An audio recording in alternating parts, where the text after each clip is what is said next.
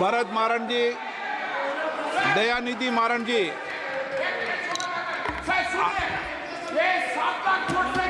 Dayanidhi Maran.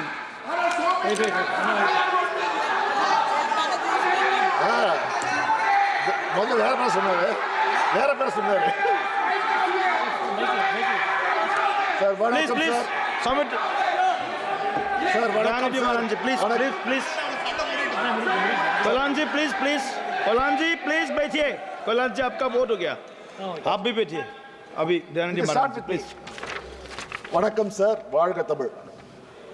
Sir, நான் தமிழனாக பிறக்கவில்லையே, அடுத்த ஜென்மத்திலாவது நான் தமிழனாக பிறக்க வேண்டும்.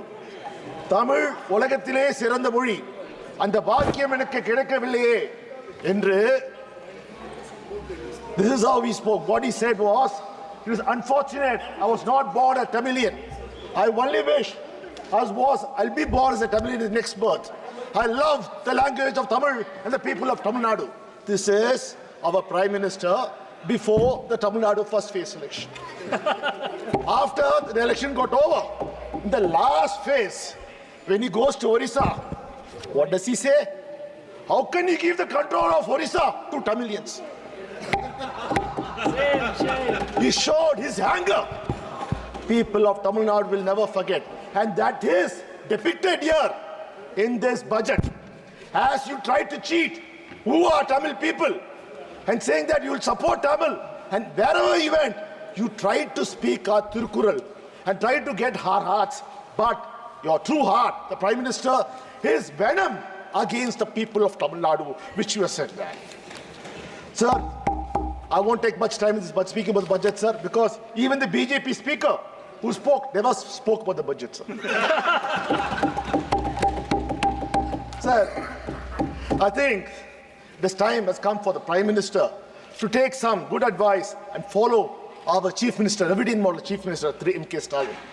When my Chief Minister, Thri M.K. Stalin, became the Chief Minister of Tamil Nadu, he said, I will work not only for the people who voted for me, but also for the people who did not vote for me. It is my duty. But today, sir, our Prime Minister is not working for the people who voted for his party, but only for the parties which are supporting him. Sir, in fact, if you see, sir, lakhs and crores of rupees were spent by this union government to promote Modi Ka Guarantee before the elections. Wherever you went, televisions, radios, newspaper channels, it was all public money was used to promote the Prime Minister. Sir, after the election, Modi Ka Guarantee is gone, sir. Now, Modi may Ka insurance. What insurance? So insurance policy, premium, is being paid by the people of India to ensure that he still continues as a Prime Minister. Sir, for 3 years, the union government share of funds for Chennai's metro rail has been pending. Our chief ministers have repeatedly written and urged for the funds. The Chennai metro rail, phase 2, sir, which they had to give 50% of the fund. Till date, they are not given a single rupee. But our chief minister has said Tamil Nadu government will fund and has already put 12,000 crores, sir, in this budget, sir. Sir, we would like to know, you went to Coimbatore, you had a road show, the Prime Minister tried to appease the people of Coimbatore. Sir, we have sent you a project, our Tamil Nadu government has sent you a project for the Coimbatore metro rail, for Madurai metro rail. No response, nothing has come for you. Sir, our Tamil Nadu government has made a request for the Tambaram Chengalpet elevated express. Till now, no mention of the funds order. Sir, for 10 years, the middle class has burned the brunt of inflation. Rise in food prices, rise in fuel and LPG prices. Sir, let me bring it, sir. Do it because right now the Russia-Ukraine war is going on. Because of that, the Western countries are not buying the fuel directly from Russia, but those Russian fuel is being bought by India at half the rate. If the basket, petroleum basket is $120, India was getting for $60. Did any of the Indians benefit because of price reduction? No. This oil went to our Prime Minister's friends' refineries got refined into diesel and petrol and was exported to Europe, and they sold it at the market price. You brought windfall taxes. The first time in India, windfall taxes was brought. Sir, I would like to ask the finance minister, why don't you give us a white paper on the windfall taxes and how much of money the Ambanis and Adanis made on the Ukraine war? Sir, one has to find, sir, they have to provide substantial relief for income tax. Sir, household savings has hit a record low of 5.2% of gross national disposable income in year 2023. So what do the common man get, sir? A saving of 1,458 rupees per month. That is the savings they are talking about, sir. Sir, you have announced targeted programs, irrigation and flood mitigation. Bihar gets the Koshi, Mehichi, Indra State Link. Assam, Sikkim and Uttarakhand are getting assistance for flood management. Himachal is getting assistance for reconstruction and rehabilitation. Sir, what about Tamil Nadu, sir? Sir, we had the worst floods in Chennai. Sir, in Thoothukudi, we had floods which has never seen for 150 years. The finance minister, Mrs. Nirmala Sitharaman, she came, she went and saw with her friends, and she said she was amongst her friends. And there, she appealed with the people, yes, we will do something. Till now, not a single rupee had come. And in fact, sir, she visited temples there and asked the residents, do not put money into the undial. Give the money directly to the priest. Is that the way a finance minister behaves, sir? Will it be okay, sir, if I go tell my people of Tamil Nadu, don't pay taxes to the union government? Because all the money goes to other states, doesn't come to Tamil Nadu. That's not a way I elected, sorry, she's not, she's a selected person. So she's a selected person will begin.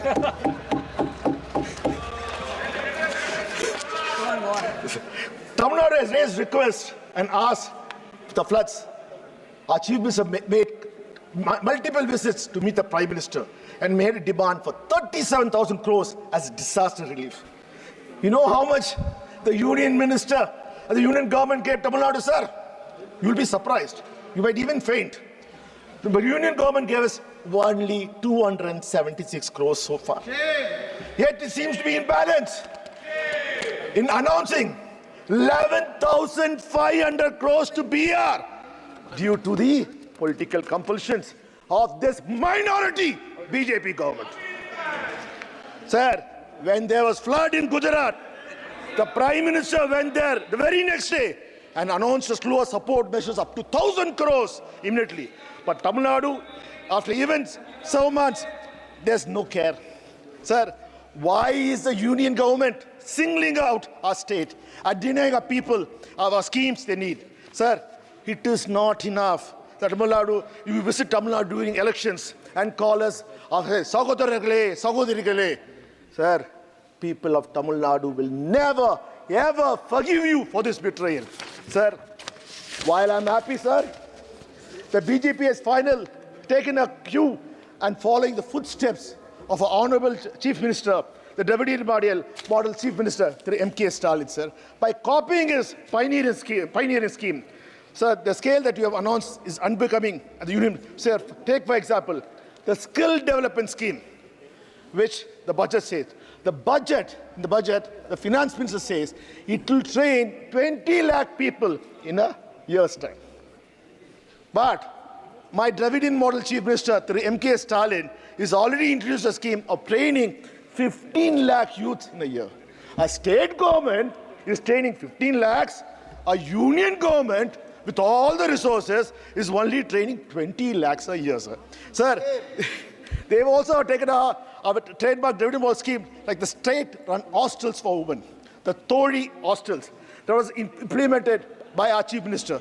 Sir, we welcome it. This should in fact be named as a Dravidian model hostels for the women throughout the country, sir. And the credit goes to our chief minister who first implemented it in Tamil Nadu. Again, sir, another scheme, non-Mudalvan scheme, which is now repacked as upskilling program. Even the India Alliance of ensuring apprenticeship and employment-linked incentive has been taken up, sir. Good for them. They're copying this. Sir, but I need to remind, when the in a Congress manifesto announced this, what did Mrs. Nirmala Sitharaman said? It is unimplementable. What happened now? Probably, I think, sir, she thought it was not brought by Nehruji. Now, because, sir, the BJP has surprisingly managed to get very few votes in Tamil Nadu, sir. I feel bad for them, sir. In the previous 2019, they were competing with Nota. But this time, sir, Tamil Nadu people have given a little more. But, sir, the way this... But, sir, this time we got 40 out of 40. You got 0. Not a single seat could you win. Sir, you think people of Tamil Nadu will forgive you for this traitry? You're being so vicious against the people of Tamil Nadu. Sir, but for Andhra Pradesh, the South has been ignored. You announced a slew of schemes for your allies in BR and Andhra. But Tamil Nadu, Kerala, Telangana, and Karnataka have been completely ignored. Sir, we have no issues, sir. Please, we want you to support Andhra Pradesh. We want you to support BR. We are not against it. But do not penalize others. Yes. Do not penalize other states. This reflects very poorly on you, sir. Sir, I thought Mrs. Nirmala Sitharaman was a very learned person. She has come out with a new policy, New East angle. Sir, yesterday I was scratching my head and wondering, what is the New East? The New East of India, Bihar comes, Andhra Pradesh comes, West Bengal doesn't come, sir, and Tamil Nadu is sharing border with Andhra Pradesh, and we don't come. So, whenever convenient, she is using it. Sir, there's a saying in Tamil, sir, "Enakku vandha ratham, unakku vandha takkali chutney." That means if I get injured, blood comes for me, but if you do something, it's only a tomato chutney. Sir, I remember, sir, probably Mrs. Nirmala Sitharaman is suffering from selective amnesia or dementia. I do not know. In 2014, you had Chandrababu Naidu Garu as your alliance partner. We all know how badly he was treated. He had to give 2 choices for the ministry. He even had a choice to pick who the minister, what portfolio could be. He had come for the swearing-in ceremony. Then alone he knew that one of his choice is going to become a minister, and that to the same civil aviation was given to them. That time, sir, the chief minister of Andhra Pradesh, Thiru Chandrababu Naidu Garu, wanted an appointment with the Prime Minister Modi. He had to wait 4 months. 4 months he had to wait to get an appointment with Modi. For what? Special status for Andhra Pradesh. What all you are giving now, he wanted 10 years back, but what did our Prime Minister do in 2019, sir? He said, into a rally in Raja Mahendravaram, the PM said, the Polavaram project is an ATM for Chandrababu Naidu and his son. Sir, when it chooses you, you put a person down. But when you want to become a Prime Minister because of his help, the same ATM changes and becomes a very important machine for the country. ATM. Sir. Sir. And next thing, sir, the matter of 1 week, 15 bridges in BR collapsed. Normally, our Sangh Parivar would have come and said, corruption. And the bridges followed. We need CBI inquiry. We need ED inquiry. But what are you doing, sir? You're giving 26,000 crores to rebuild those bridges. Sir, you are rewarding the corrupt persons in BR because you want to stay in power and you say you're pure. How can we accept that, sir? Sir, there was a lot of hope in the budget. If everyone thought it would be a pro-poor budget, pro-farm budget, pro-youth budget, as we assumed, your humbling defeat would make you to come back clean and good for the people. Sir, expenditure on social service is crucial for a developing nation like India. It is the only tool we have to eradicate poverty, develop better health infrastructure, and provide a safety net for the most vulnerable.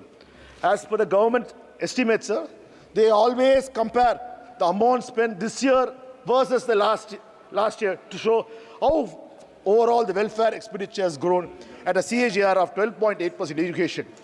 Sir, education by 9.4, health by 15.8, and claim is a record expenditure. Sir, the devil is in the details. Looking at the figure in terms of percentage of total expenditure reveals a different story. Sir, expenditure on education was just around 1.9% for the year 2017-18, which has fallen to 1.7 in 2023-24. Medical and public expenditure has decreased from 0.8 to 0.16. Welfare schemes for the scheduled castes, scheduled tribes and minorities have declined from 0.16 to 0.13. There is no mention of census. This is the fifth budget being presented without the census. This is the first government since independence that has failed to conduct a census even 3 years after the pandemic. Sir, you compare yourself with other countries. I'm going to become the fifth largest economy in the world. Sir, 143 countries in the world after the pandemic have conducted the census successfully and managed to get the data. So what does it mean? The government doesn't know how many people to plan for, what the state of human resources are, what the demography and economic structure are at the local, regional and national levels. So how can we expect effective policy making for this government? One wonders if you're avoiding to conduct census because of the pressure from within your dependable allies for a caste-based census. Sir, budget lets down the poor, fails to address the growing economic equality. Sir, usually the GDP, sir, when Manmohan Singh, as the Prime Minister, former Prime Minister, took over, sir, the GDP in 2004 was 54.8 lakh crores rupees. Sir, GDP usually doubles every 10 years. When Manmohan Singh left at 2014, and the great Prime Minister Modi took in 2014, it was 105.27 lakh crores, literally doubled. Sir, that means after 10 years, let's do the maths. You should have doubled. You should have been more than 200 crores, sir. A GDP, 200 lakh crores. But your governance has brought in for 2023-24, it is only 173.82 lakh crores, sir. This shows that you are not performing as you claim to. Budgets are aimed to stimulate growth. The economic survey says India's real GDP grew by 8.2% for the year, financial year 24, marking a growth of over 7% for the third consecutive year. It forecasts that in a modest 6.5 to 7%. Sir, but what is growth? It is just the increase of a size of economy, or is an equitable distribution of wealth from the growth? Who is benefiting from the growth? Sir, is the 3.44 crore people living in extremely poverty in country. After all, they are the ones most affected by macroeconomics indicators like inflation in food prices. While headlines and core inflation have eased to 5.1% and 3.1% respectively, the consumer food price index remains high at 9.4% in June 2024.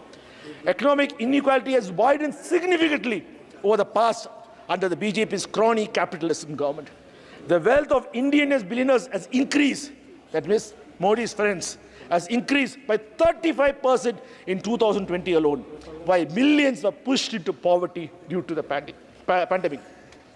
Reports indicates that 10% of the population holds 77% of the national wealth, highlighting a severe disparity in income distribution. There is another outstanding statistics with this as well. By 22-23, the top 10% of the country's population has 22.6% of all income and own 40% of all the wealth of the country. Sir, this is worse than the colonial era. This is worse than the British Raj. This is how the BJP is taking our country to. Sir, youth and employment data. Sir, this is the elephant in the room.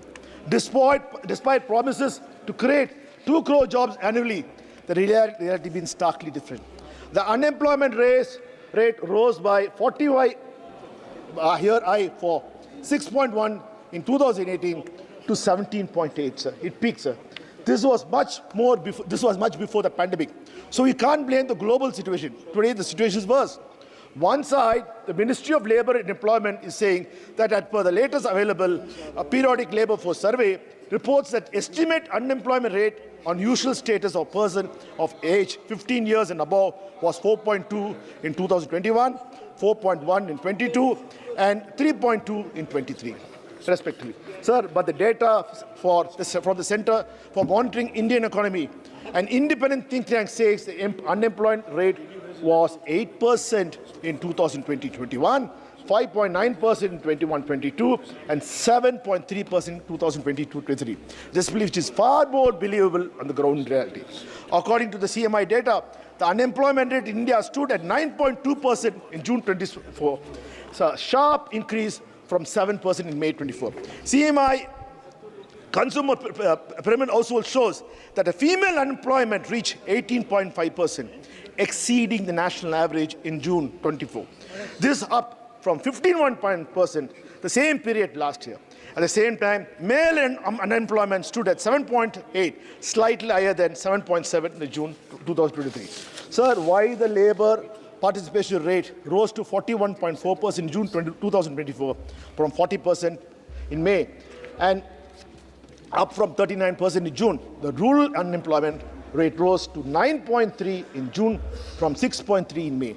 The urban unemployment rate climbed from 8.6 to 8.9. The contrast sharply with figures of 2014, where the unemployment rate was 5.44 during the UPA regime. So the finance ministers have highlighted the BJP's 9 crucial priorities for transforming India into a developed country by 2047.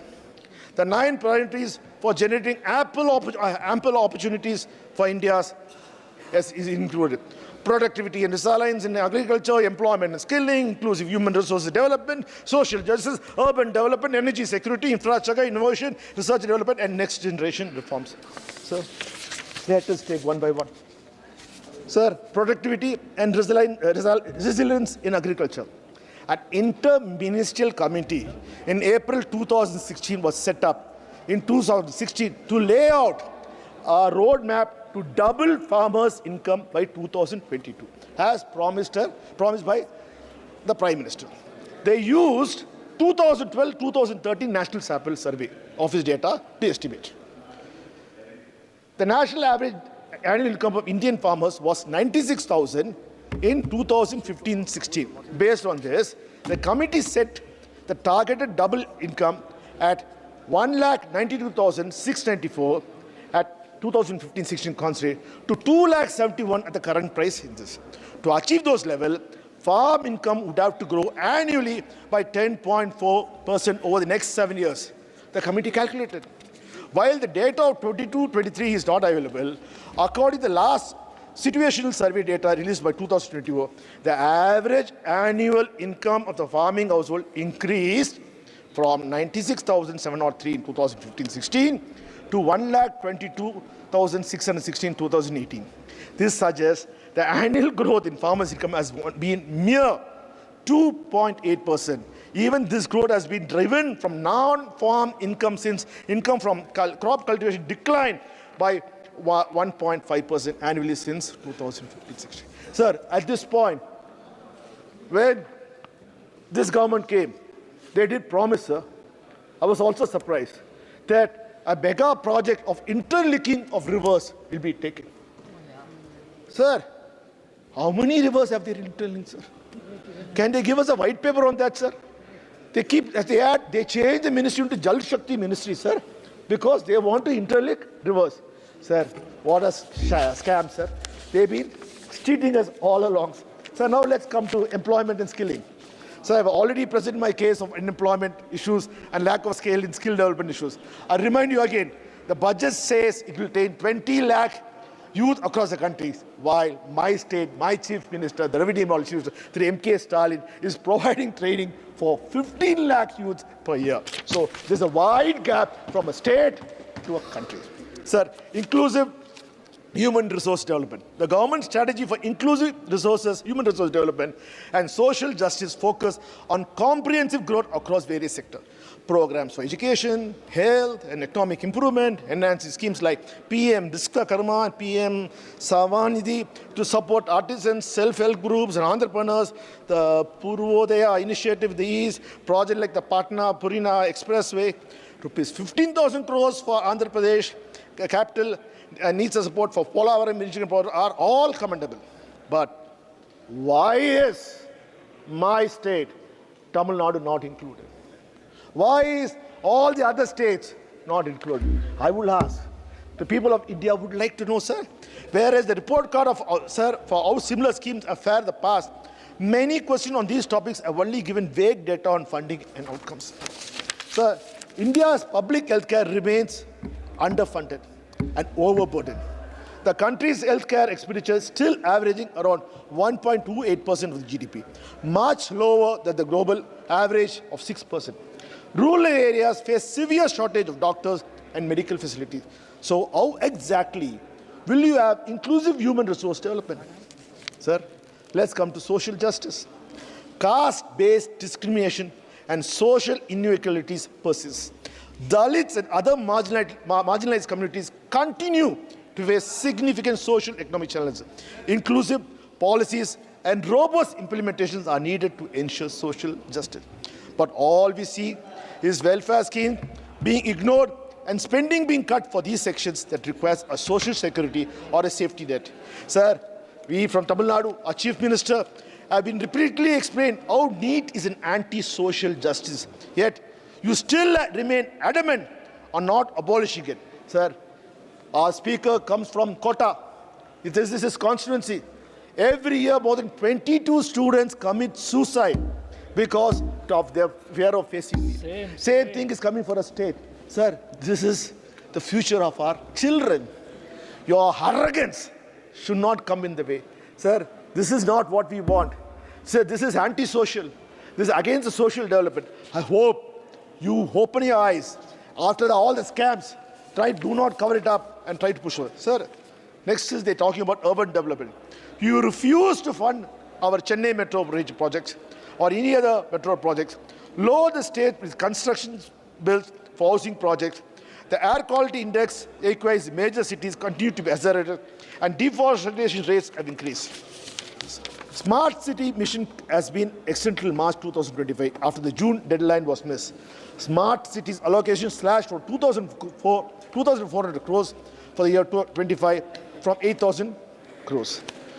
You say more resources will be allocated for urban rejuvenation mission, which is more about improving the living conditions of the urban poor in the city.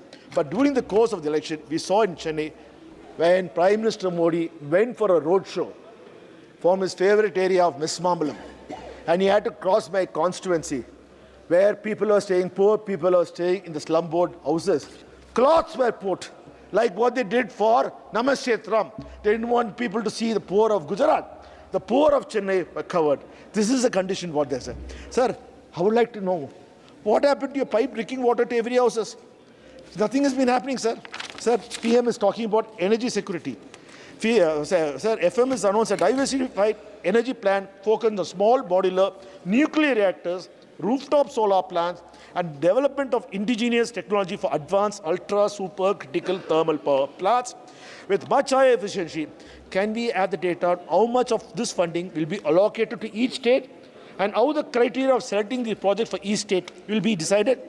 Sir, as of June, about 54.5% of India's power comes from thermal sources like coal, gas, and diesel, while 45.5% comes from non-fossil sources, which includes 1.8% nuclear power capacity. According to the Power Ministry, how does the FM plan to alter this drastically in a short period? What happens if the state decides not to opt for small modular nuclear reactors and want to pursue with alternate sources? Is there a mechanism for how this announcement will be implemented? So there is no announcement related to ambitious green hydrogen mission, which got 600 crores the interim budget. No announcement related to electric vehicles in FAME 3. which will be critical to not just cleaner environment, but also industry. What about the funding of harnessing of offshore wind energy potential? Sir, infrastructure, sir. FM has announced 11.11 lakh crores for capital expenditure for 2024-25. Road and railway projects are to get nearly 50% of this outlay. The massive slash in social sector spending over the years, coupled with the unimaginative move to push capex once again in the latest union budget, has become a trademark of BJP budget that does little for the common people of this country. The budget capital expenditure is about 17% more compared to the actual expenditure of 9.48 lakh crores last year.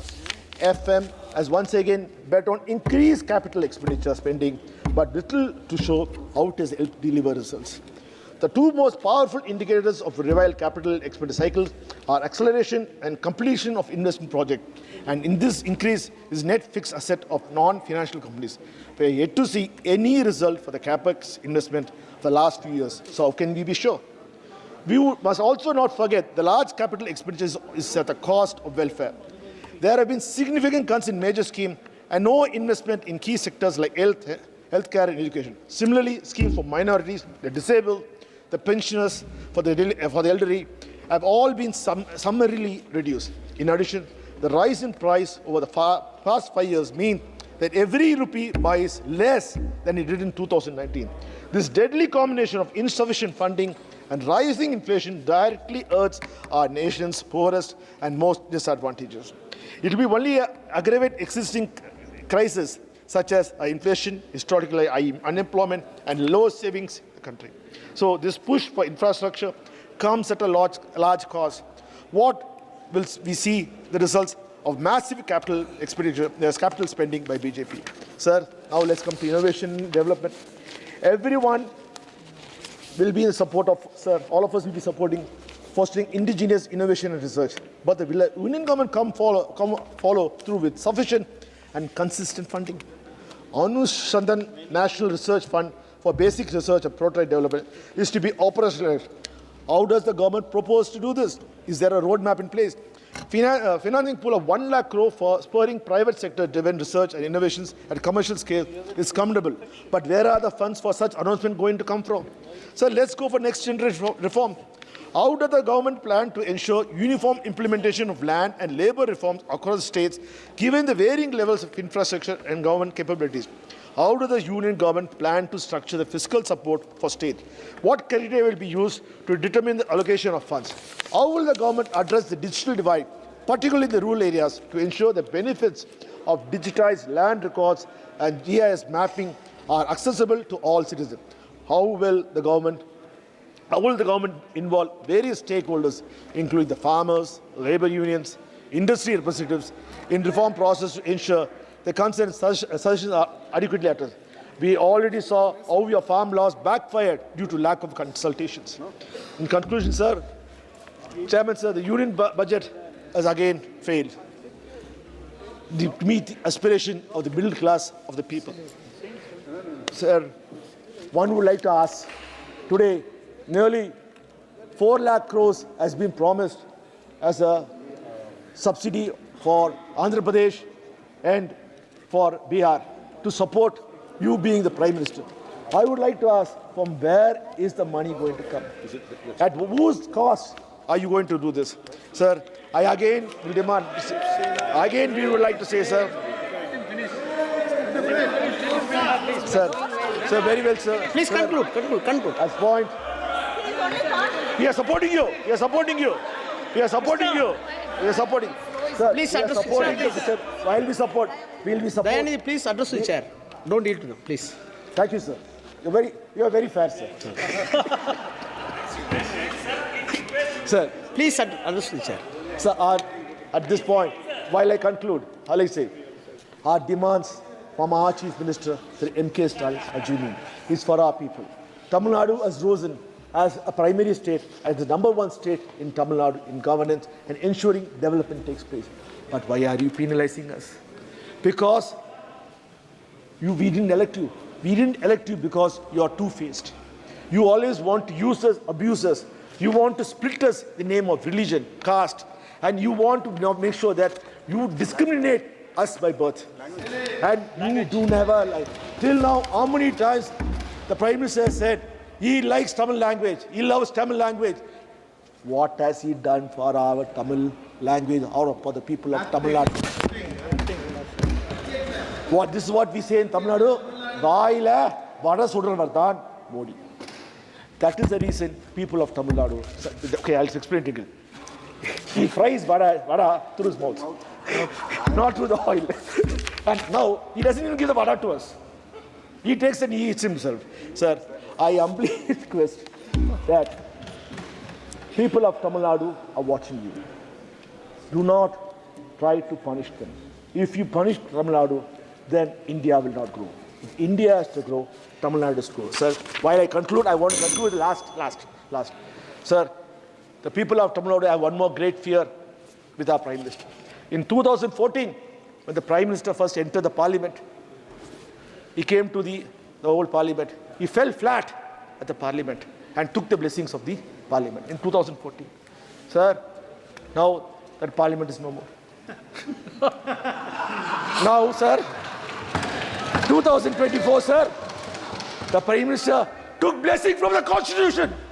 He took the Constitution book and took all his blessing. Sir, the people of Tamil Nadu, the people of country are worried. Please do not destroy the Constitution. Thank you, sir. Sri M. Sri Bharat, Sri